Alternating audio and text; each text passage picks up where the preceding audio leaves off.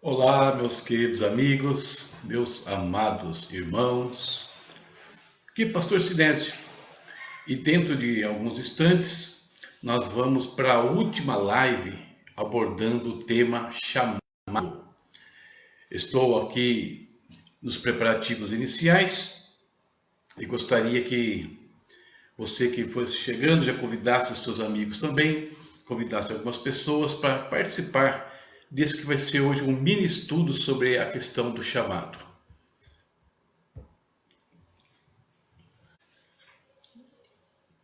Nós tivemos já nas duas últimas quartas-feiras, dois estudos falando sobre esse tema. E no primeiro estudo, no dia 5 de fevereiro, eu abordei a questão de definir, né, o chamado, como acontece a fase inicial, falei sobre as 4 fases de um chamado. Semana passada eu falei sobre a questão da ociosidade, né? Deus não usa pessoas ociosas. E hoje nós vamos dar sequência falando sobre diversidade de dons. São 22 horas e 23 minutos, ou seja, falta ainda 7 minutos para a gente começar o nosso bate-papo aqui falando sobre chamado. E enquanto isso, peço assim mais uma vez, convide algumas pessoas, compartilhe, né, essa live e você pode também participar do nosso bate-papo, fazer comentários, enviar aí os seus pensamentos a respeito de chamado. E vamos fazer desse espaço aqui um momento de reflexão importante em relação à questão ministerial. Ou seja, as vocações que precisam ser despertadas tanto em nós, mas principalmente naqueles que estão se chegando para o reino de Deus, né? Para renovar aí o exército daqueles que vão pregar, que vão ensinar, que vão evangelizar, enfim, que vão cumprir o seu ministério de N maneiras no corpo de Cristo. Muito bem, queridos, vamos lá. Vamos falar sobre chamado na nossa terceira live sobre o assunto. O tema de hoje, apenas enfatizando, então, mais uma vez, diversidade de ministérios, o meu lugar no corpo de Cristo. Como eu disse na semana passada, ou até nas 2 últimas semanas, eu terminaria essa live falando dessa questão da diversidade, mas também contaria um pedacinho aqui, de maneira bem resumida, como foi o meu chamado, para exemplificar, né, na prática isso que eu tenho falado aqui em teoria, ok? Veja só, em 1983, atendendo-se a uma ordem claríssima, né, um chamado claro da parte de Deus para a minha vida, depois de um período de oração, eu vim para São Paulo, né? Deixei o interior e vim para a cidade de São Paulo para estudar no ITQ. E uma coisa que me chamou a atenção naqueles primeiros dias daquele foi o seguinte, que a maioria dos alunos que vinham para esta instituição de ensino, que na época não é como hoje, o ITQ 83 ou até o ano de 1983 e um pouquinho depois, o Instituto Teológico Quadrangular, ele era uma escola de muito peso. Não estou fazendo que de hoje não seja, mas era mais. Por quê? Por algumas razões. Primeiro, nós tínhamos pouquíssimas unidades no Brasil. Unidades que tinham curso em 3 anos, só a de São Paulo, basicamente. A de Curitiba e a de Campinas tinham pouco tempo de vida. O ITQ de São Paulo era uma referência. Quem lecionava no ITQ de São Paulo? Os principais pastores aqui da cidade, da quadrangular, inclusive. Né? Eles eram os professores ali. Uma turma de peso compunham o quadro docente do ITQ São Paulo. Só que o que me chamou a atenção naqueles primeiros dias foi o seguinte, que a grande maioria dos alunos, quase todos que vinham para o ITQ, eles vinham com com o pensamento do pastorado.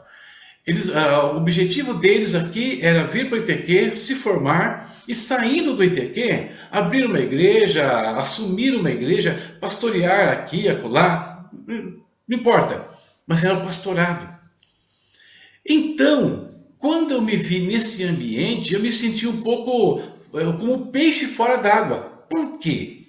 Porque eu não vim pensando em pastorado para o ITQ.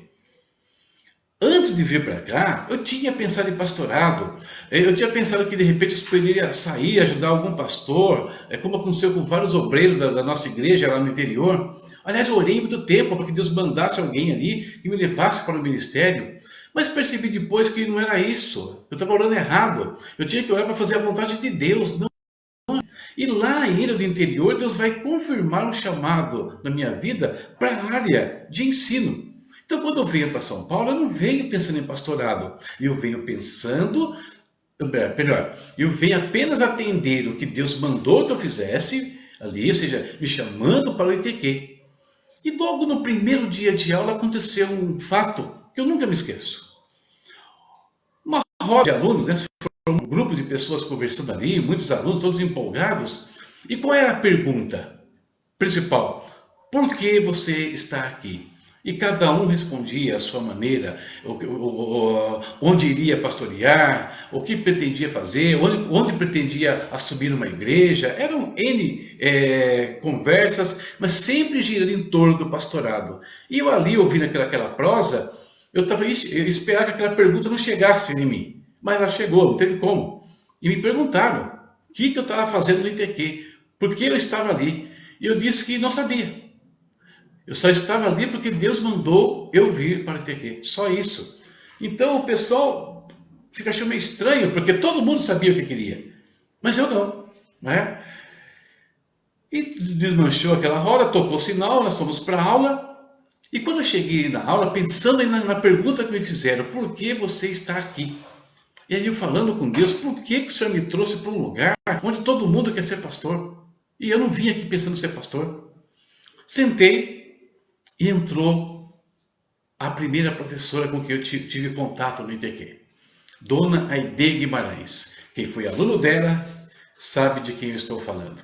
Na minha opinião, uma das melhores professoras, uma das maiores professoras que eu tive na minha carreira acadêmica, Dona Aide.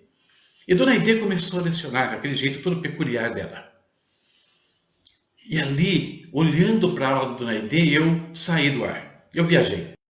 E de repente eu me vi no lugar dela lecionando para aquele grupo de alunos, né? E me inverti os papéis dentro da sala de aula. E Deus me colocou uma convicção muito clara naquele instante. Quando terminou a primeira parte da aula, eu voltei para aquele grupo de amigos e disse para eles o seguinte: agora eu já sei o que eu vim fazer aqui.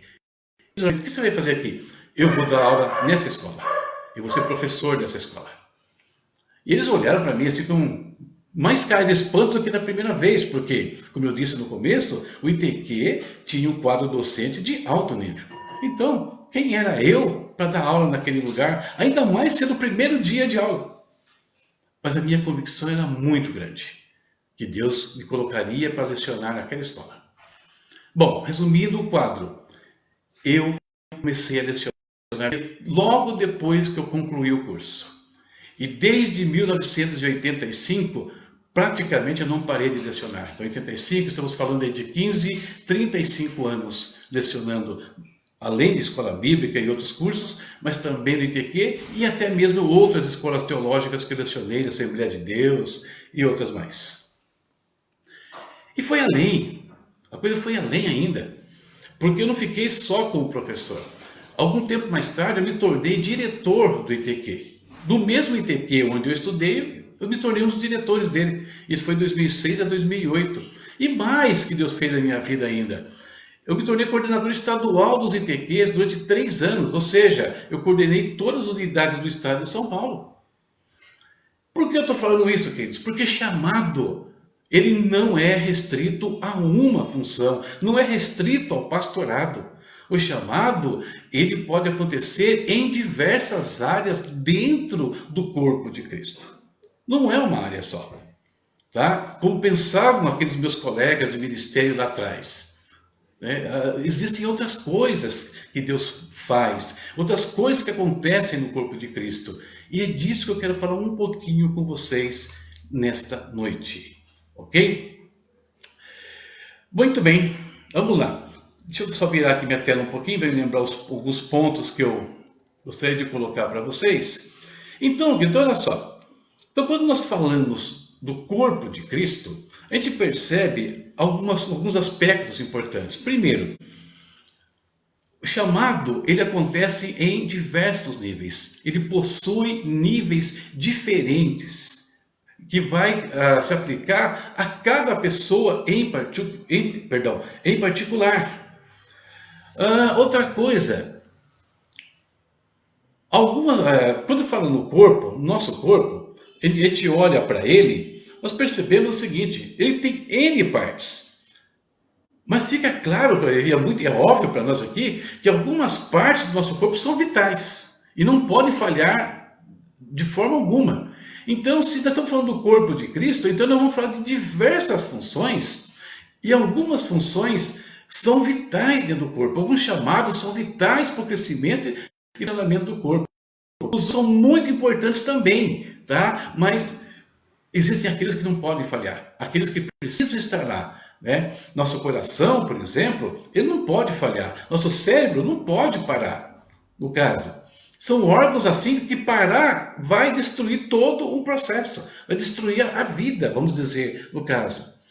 Então, essa é uma questão do corpo. Ele tem N partes, mas tem partes vitais. E aí o chamado vai acontecer nessas esferas. Mas cada parte desse corpo, cada item dele é vital para o funcionamento normal do meu ser. Segundo ponto, então, essa diversidade, né, no caso. E o chamado, aí que eu quero enfatizar, estou enfatizando bastante aqui, o chamado não é só para o coração, o chamado não é só para o pulmão, o chamado não é para o cérebro, o chamado é para todas as partes do meu corpo. Ou seja, dentro do corpo de Cristo, o chamado pode acontecer em esferas diferentes, em níveis diferentes, mas pode mas envolve a todos. Então a realidade, né, dessa diversidade de ministérios, por exemplo, aparece quando o apóstolo Paulo diz o seguinte, em 1 Coríntios 12, 5. E há diversidade de ministérios, mas o Senhor é o mesmo. Paulo está falando, há diversidade de ministérios. Queridos, nós temos essa questão. Algumas denominações, elas valorizam, elas enfatizam apenas um ministério, pastoral. Né? Tem várias igrejas que fazem isso. Não vou entrar aqui nessa ou naquela. Isso acontece em diversos lugares. Algumas procuram trabalhar a diversidade. Mas sempre existe uma ênfase. Ou seja, não se dá a devida importância para o evangelista, às vezes para o evangelista, às vezes para o mestre, às vezes para o profeta, né? No caso, bom, eu vou falar de outro assunto, mas vou segurar para daqui a pouquinho. Então, falta essa ênfase no caso. Para vocês terem uma ideia, num determinado ano, eu não me lembro, acho que foi em 97, me abordaram, né, um pessoal da Batista, dizendo o seguinte: eu não queria passar para a Igreja Batista. Por que eles falaram isso para mim? Conhecendo o trabalho que eu fazia para a educação. Vem para a Batista, lá você vai ter sustento, lá você vai ter o seu lugar de trabalho no mesmo nível de um pastor. Por quê? É uma igreja que trabalha muito a área do ensino, valoriza o ministério do mestre. Na época eu disse que não, eu falei que não. Eu acredito ainda que Deus vai me usar na igreja onde eu estou, né, mesmo que encontrasse algumas dificuldades para isso. O que Deus acabou fazendo. Então, a gente vê diversidade, por exemplo, na parábola dos talentos. A parábola dos talentos, né, a distribuição é 5 talentos, 2 talentos e 1 talento. Não vou entrar aqui no mérito do que cada um fez, né, com os seus talentos, né? Nós já ouvimos muitas pregações sobre isso. Eu queria só enfatizar a questão que um recebe 5, outro 3, outro 2, e outro 1. Ou seja, havia diversidade. Cada um foi dado segundo a sua capacidade. Então o chamado, ele se encaixa dentro desse contexto em nossas vidas também, tá? O que mais aqui eu queria destacar? Então, eu queria, para continuar falando sobre isso, eu queria relembrar o que eu falei a semana passada, sobre as fases do chamado. Lembram disso? Aquele que assistiram? Eu falei que o chamado, ele tem aquela fase, aí vem o chamado inicial, onde todos são testemunhas, todos são chamados a fazer o bem. Então nós temos, todo filho de Deus tem uma atividade no corpo, todos, porque todos recebem do Espírito Santo e todos são testemunhas de Cristo. Todos. E são chamados, né? A igreja, como eu falei, são chamados para fora do mundo. É a nova Assembleia de Cristo. E tem uma função de atingir as pessoas. De N maneiras. Perceba, e num chamado específico até esse momento. A segunda fase, sim, né? A terceira, perdão, aí é o chamado específico. No chamado específico é onde Deus separa pessoas. Né? Deus vai separar pessoas para N funções. E quando fala em separar pessoas para funções mais específicas, nós vamos entrar num assunto que não tem como separar do chamado, que são os dons ministeriais. O chamado está vinculado intimamente a dons. Né? Não tem como separar esses dois elementos. E no caso dos dons, queridos, nós temos assim... Existem algumas divergências, né, aí no meio da igreja, mas basicamente o pessoal concorda nos pontos principais. Como é que eu vejo a questão dos dons? Primeiro eu vejo um grupo de dons que está lá em Romanos. Romanos 12, nós temos ali 7 dons. Profecia, ministério, ensino, exortação, contribuição, presidir e liderança. Então temos os dons de Romanos, os 7 dons. E como são chamados esses dons de Romanos? Alguns chamam ele de dons pessoais, tá? Existe essa designação de algumas igrejas. Lá no começo da minha vida cristã, me treinaram bastante, me ensinaram muito sobre esses dons. Foi muito importante para a minha vida, porque foi ali que eu comecei a definir o meu chamado, entender qual era o meu chamado.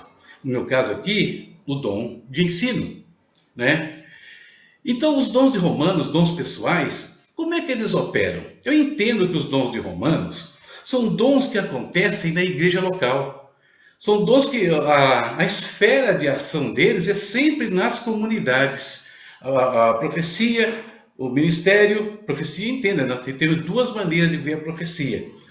Ou melhor, que no caso aqui, seria a pregação da palavra.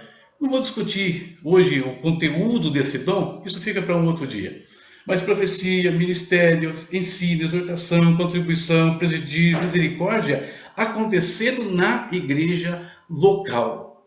Entende o ponto de vista? Podemos um dia argumentar mais e mostrar o porquê dessa forma. Mas fora os dons pessoais de Romanos 12, que são ministérios, nós temos os dons ministeriais de Efésios, que são apenas 5. Apóstolos, profetas, evangelistas, pastores e mestres. Também não vou discutir aqui a questão do apostolado moderno, não vou entrar nesse mérito aqui hoje, tá? Mas, antecipando até algum pensamento, acredito sim no ministério apostólico hoje. Talvez eu discorde da postura de alguns que se dizem apóstolos hoje, mas o dom apóstolo, eu acredito sim que ele ainda acontece dentro da igreja. Por uma razão bem simples, né? Esses dons, eu entendo que esses dons aqui, eles são operacionais ainda hoje. Por quê? Porque quando o apóstolo Paulo lista os dons, ele é muito claro ao dizer para que foram dados esses dons. E quando você olha para a finalidade dos dons, você vê que a finalidade não pode ter terminado, porque ela está ligada ao corpo de Cristo. E o corpo de Cristo ainda está aqui, né? Então, tem essa questão. E temos um terceiro grupo de dons, que são chamados dons espirituais, e que eu prefiro chamá-los de manifestações espirituais, que são a de 1 Coríntios 12, tá? Onde nós temos ali. Porque a um pelo Espírito é dada a palavra de sabedoria, e a outro pelo mesmo Espírito a palavra de ciência, e a outro pelo mesmo Espírito a fé, e a outro pelo mesmo Espírito os dons de curar, e a outro a operação de maravilhas, e a outro a profecia, e a outro o dom de discernir os espíritos, e a outro a variedade de línguas, e a outro a interpretação das línguas. Mas um só e o mesmo Espírito opera todas essas coisas, repartindo particularmente a cada um como quer. Estas são as manifestações. Então, nós temos três grupos aqui: os dons de Romanos, os dons de Efésios e os dons aqui de 1 Coríntios. E tudo isso tem a ver com chamado, queridos. Como? Né? É isso que eu quero falar, aprofundar um pouquinho mais com vocês nesse instante. Os dons e os chamados. Os dons ministeriais, que eu já mencionei aqui para vocês, os 5 dons de Efésios, né? No caso, apóstolo, profeta, evangelista, pastores e mestres, eles não são, eles diferem do dom pessoal, por quê? Enquanto o dom pessoal de Romanos opera na igreja local, os dons ministeriais operam no corpo de Cristo. Ou seja, não estão restritos a um lugar, eles operam num âmbito maior dentro do corpo de Cristo. Essa é uma das diferenças deles. O apostolado, a que eu falei, né? Até quando esses dons vão operar? No próprio texto que o apóstolo fala sobre os dons, ele diz assim, ó, até quando? Até que todos cheguemos à unidade da fé e do conhecimento do Filho de Deus, ao estado do homem perfeito, à medida da estatura da plenitude de Cristo. Ora, isso a igreja não atingiu a sua perfeição. O mesmo apóstolo Paulo, em Filipenses 1,6, diz, né? Aquele que começou em vós a boa obra, a completará até o dia de Cristo. Os dons ministeriais são dados para essa função. Então, enquanto o corpo está em processo, eu entendo que os dons estão valendo, estão operacionais. Pode ser que eles sejam deturpados, pode ser que às vezes falhem na aplicação ou se apropriem indevidamente de alguns deles, mas isso não tira a validade dos dons para o corpo de Cristo, ok? Deixa eu só ver um detalhe. O objetivo dos dons ministeriais também, o apóstolo define: para aperfeiçoamento dos santos, para a obra do ministério, para a edificação do corpo de Cristo. Como eu disse, isso para mim é mais do que óbvio que os dons ainda são operacionais de dia de hoje. Apóstolo, profeta, pastores, evangelistas e mestres. Os dons pessoais, que eu também já citei para vocês aqui, né, no caso, a profecia, o ministério, o ensino, a exortação, a contribuição, o governo e a misericórdia, de Romanos 12, eles também têm um objetivo. O apóstolo Paulo fala o seguinte, ó, pois assim como em um corpo temos muitos membros, e nem todos os membros têm a mesma função, assim nós, embora muitos, somos um só corpo em Cristo, e individualmente uns dos outros. Ou seja, são dons dados para promover essa relação do corpo de Cristo, né? Uma função para ser exercida dentro do corpo de Cristo. O corpo de Cristo ainda vale, ainda está aqui na terra, então os dons também continuam valendo. As manifestações do Espírito, que eu também já citei para vocês aqui, quais o objetivo, né? Quais os objetivos de cada uma delas? 1 Coríntios 12, 7. A cada um, porém, é dada a manifestação do Espírito para o proveito comum. Tá? Então, o Espírito vai trabalhar isso, vai distribuir os dons, vai distribuir as manifestações de poder dele para o proveito comum, para a edificação do corpo como um todo. Não é individual, é sempre o corpo. O que mais, queridos? Para que a gente pode falar aqui. Então, vamos pensar os dons, eu penso os dons, né? Propor o seguinte pensamento. As manifestações do Espírito, elas ocupam a parte de cima da cadeia.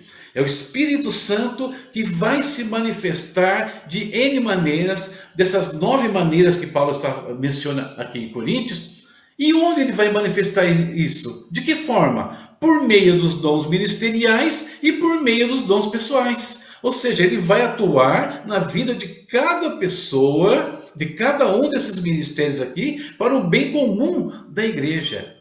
Muito embora, importante dizer uma coisa: Mesmo que alguém não tenha um chamado específico, não se enquadre em nenhum desses dons que eu mencionei aqui, nem no 7 de Romanos, nem no 5 de Efésios, mas alguém está envolvido com a obra de Deus, ela pode sim receber uma manifestação do Espírito, na forma de dons de cura, de operação de milagres, palavra de sabedoria, ela pode, nada impede isso. O Espírito distribui conforme Ele quer para o proveito útil, né? Para a edificação do corpo. Então, essa é a ideia, as manifestações em cima, o Espírito Santo, embaixo os dons ministeriais e abaixo os dons pessoais. Tudo trabalhando em sincronia, né? Dentro do corpo. E eu mencionei ainda na semana passada que os dons são ferramentas, ou seja, dons são capacitações que Deus nos dá para o exercício, né, na obra dele, para o exercício do ministério do corpo de Cristo. E eu disse o seguinte, que se dons são ferramentas, quem não está trabalhando, quem é ocioso no corpo, não tem por que ser tocado ou receber algum tipo de dom. O dom é dado para quem está efetivamente na ativa, trabalhando, produzindo algo para o reino de Deus. Senão, a operação, a manifestação do Espírito vai passar longe dessa pessoa. Então, queridos, com isso a gente percebe que o corpo de Cristo tem lugar para todo mundo. A partir do momento da conversão, todos já têm o seu lugar. E esse lugar só pode, o que vai acontecer com ele, como eu demonstrei, ser definido, né, mais especificamente com o passar do tempo. Mas, independente de qual a posição, de qual função, todos são chamados por Deus para servi-lo de alguma maneira. E quando a gente fala dos dons, também, eu queria lembrar um aspecto importante que o apóstolo Paulo fala sobre isso. Deixa eu só pegar aqui um pouquinho. Pronto. Primeira coisa que o apóstolo Paulo fala é que nós devemos desejar, né, dons. Devemos buscar os dons. Ele nos exorta a isso várias vezes na Epístola aos Coríntios, na Epístola aos Romanos também. Mas o mesmo apóstolo que exorta a questão da busca dos dons, nos exorta ainda de uma outra maneira. Como? Que nós temos que buscar os dons, mas que existe um caminho mais excelente do que dons para o exercício do ministério. E com essa fala, eu vou terminar daqui a pouquinho a nossa reflexão. Antes disso, porém, queria pensar o seguinte, talvez alguns, principalmente os mais novatos, né, se perguntem, mas eu ainda não sei qual é o meu lugar no corpo de Cristo. Eu não sei qual é o meu chamado. Existe alguma maneira de eu saber isso? De eu descobrir qual é o meu chamado? Que passos eu poderia dar? Eu sei que existem livros por aí, existem materiais, enfim, muitas coisas. Mas eu gostaria de passar para vocês o que é prático, o que funcionou na minha vida. E que, de certa forma, está relacionado com as coisas que eu estou comentando aqui com vocês. Primeiro, coisa que é importante, né? Envolva-se com a obra de Deus. Quem quer descobrir o seu chamado, quem quer saber o que Deus espera dele, deve se envolver com a obra de Deus. Primeiro ponto. Segundo ponto importante aqui, trabalhe em todas as oportunidades que surgirem. Mas já que ainda não sabemos aquilo que Deus quer da gente, então devemos trabalhar. E à medida que nós vamos trabalhando, servindo a Deus, de N maneiras, conforme nos forem dadas oportunidades de servir, você vai começar a ver aquilo que fala mais ao seu coração, aquilo que faz você vibrar quando você põe as suas mãos para fazer, quando você se envolve com determinada coisa. Então, trabalhe em todas as áreas, envolva-se com a obra, trabalhe em todas as oportunidades. Terceiro, estude os dons ministeriais, estude os dons pessoais. A sua área de ação está ligada a um deles. Foi estudando os dons pessoais lá na quadrangular de Votorantim, nos anos 80, que eu defini qual era o meu dom, que Deus deixou claro para mim o que Ele queria que eu fizesse. Eu fico muito feliz porque a nossa igreja na época, nós gastamos semanas e semanas, né, meses estudando sobre dons. O nosso assunto era dons, dons, dons, né? E não se falava em outra coisa. E à medida que nós fomos estudando, conversando, debatendo, vivenciando experiências, foi separando os membros ali. Cada um foi achando o seu lugar dentro do corpo de Cristo. Quarto ponto, estude também as manifestações do Espírito. Nós estamos carentes das manifestações do Espírito em nossas igrejas, em todos os níveis. Nós estamos carentes de palavra de sabedoria, de palavra de conhecimento, de manifestações de fé, de curas, milagres, discernimento de espíritos, como nós precisamos dessa manifestação do Espírito nos dias de hoje. Variedade de línguas, mas também a interpretação. Há quanto tempo você não vê uma interpretação de línguas? Então nós precisamos que elas aconteçam. Então é importante que quem quer se envolver com o chamado de Deus, estude os dons, estude essas manifestações, procure entender o que a palavra de Deus fala sobre isso, peça para que Deus te use dessa forma. Né? Isso vai potencializar o nosso ministério de maneira grandiosa.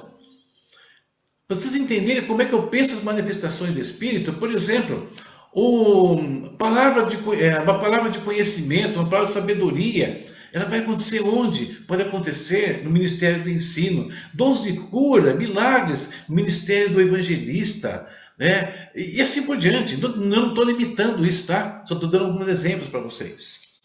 O quinto ponto, né, e o último aqui, nessa busca pelo chamado, seja sensível à voz do Espírito Santo.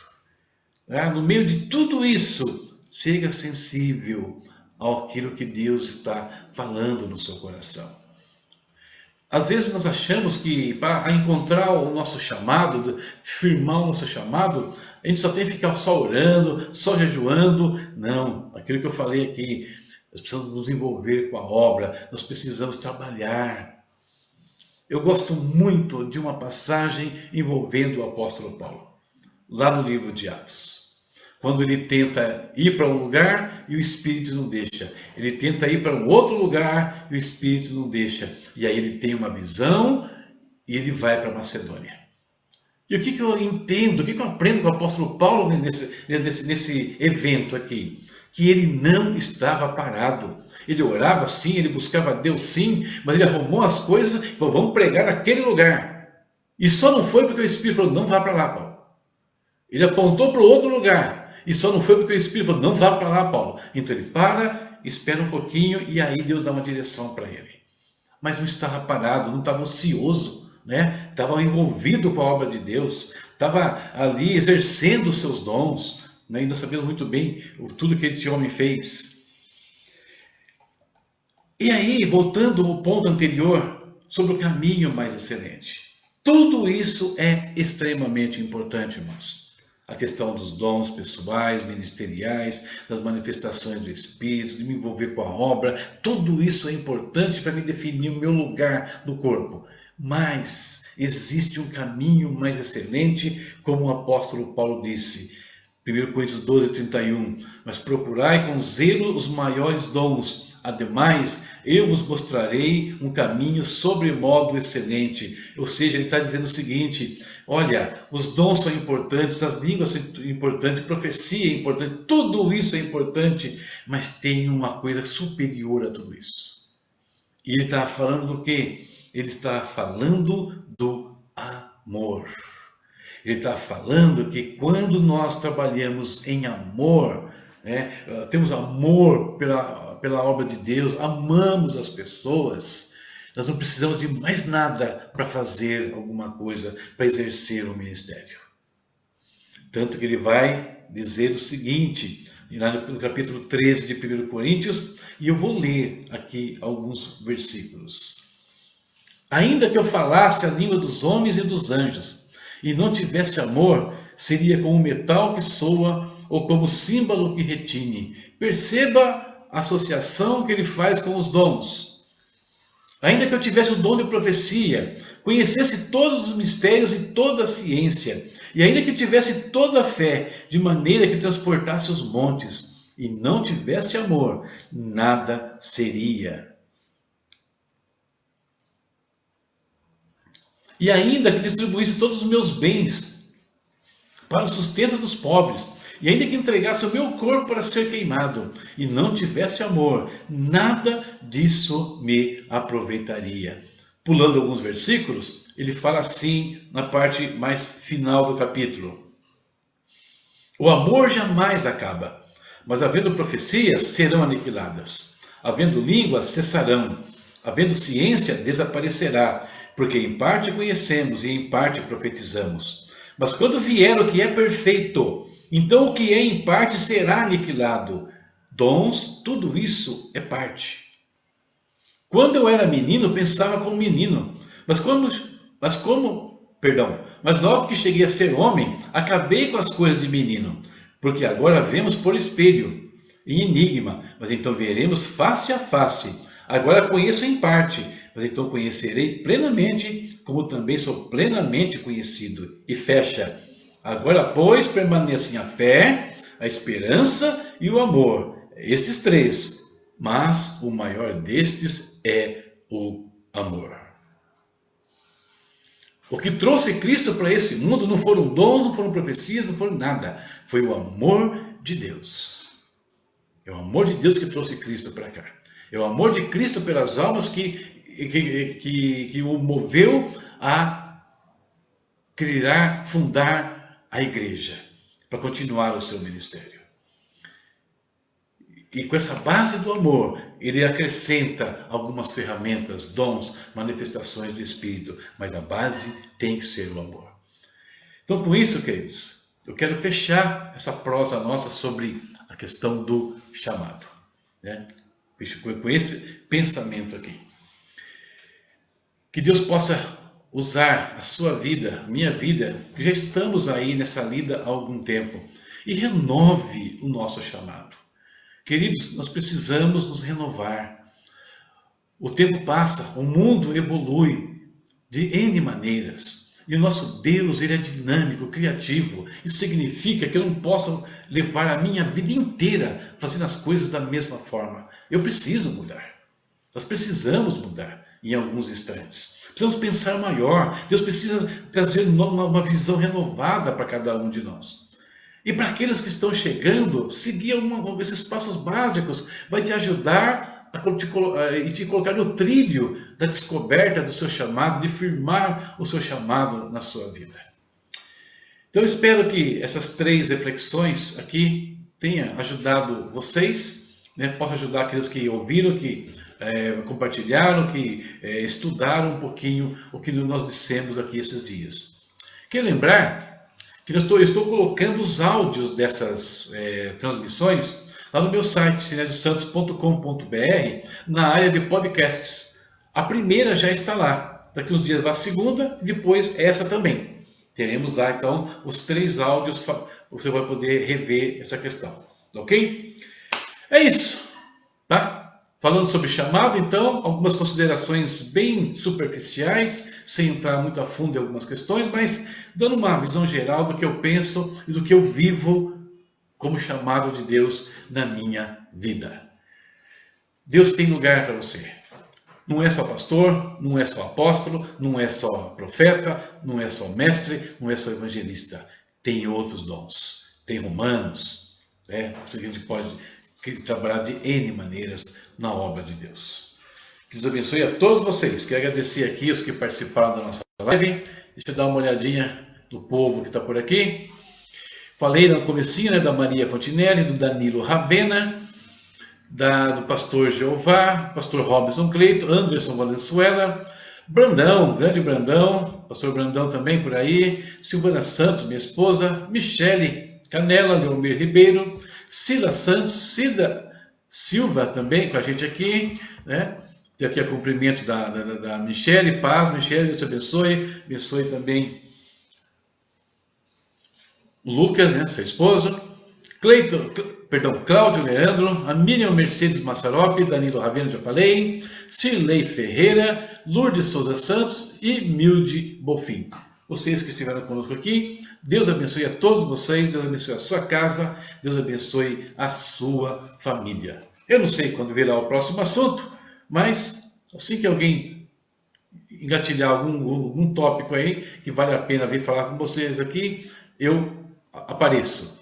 Diariamente, pão nosso de cada dia, no meu site cinedosantos.com.br ou no grupo do Face, o Pão Nosso de Cada Dia, ou até você pode se inscrever no meu canal no YouTube. Me ajuda lá, né? Se inscreve, ativa as notificações, acompanha a gente ali. Estou tentando fazer crescer este canal, tá? Se tornar mais um instrumento aí para a gente propagar a palavra de Deus. Então acompanha, diariamente nós estamos aí com vocês. Deus abençoe a todos, tá? Em nome de Jesus. Até mais, se Deus quiser.